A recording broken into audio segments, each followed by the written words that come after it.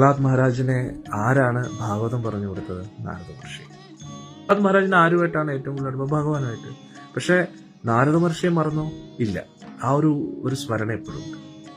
എന്നിട്ട് ആ നാരദ മഹർഷി എന്താണ് ആഗ്രഹിക്കുന്നത്? പ്രഹ്ലാദൻ നല്ല ഉത്തമ ഭക്തനായിട്ട് അത്രയേ ഉള്ളൂ.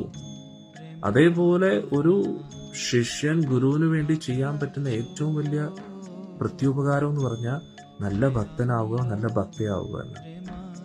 നമ്മൾ ഗുരുവിന് വേണ്ടി ചെയ്യുന്ന ഏറ്റവും വലിയ ഗുരുദക്ഷിണ എന്ന് പറഞ്ഞാൽ നല്ല ഭക്തരാവുക. അതിനപ്പുറം വേറൊരു ഗുരുദക്ഷിണയില്ല. അതിനപ്പുറം ഒരു ഗുരുദക്ഷിണ ഗുരു ആഗ്രഹിക്കത്തില്ല. അങ്ങനെ ആഗ്രഹിക്കുന്നുണ്ടെങ്കിൽ അത് യഥാർത്ഥ ഗുരുവല്ല എന്നാണ് മനസ്സിലാക്കുന്നത്. ഗുരുവിന് സന്തോഷം വരുന്ന എപ്പോഴാണ്? ശിഷ്യരെല്ലാം നന്നായിട്ട് ശ്രദ്ധയോടുകൂടി ഹരേ കൃഷ്ണ മഹാമന്ത്രം ജപിക്കുമ്പോൾ, 4 യമനിയമങ്ങൾ പാലിക്കുമ്പോൾ, നല്ല വിശ്വാസത്തോടുകൂടിയും ഭക്തിയോടുകൂടിയും ഉത്സാഹത്തോടുകൂടിയും ഉന്മേഷത്തോടുകൂടിയും ഭഗവാന് വേണ്ടിയും രാധാറാണിക്ക് വേണ്ടിയും സേവനം ചെയ്യുമ്പോൾ ഗുരു ഭയങ്കര ഹാപ്പിയാണ്. അതാണ് യഥാർത്ഥ ഗുരുവിന്റെ ലക്ഷ്യം.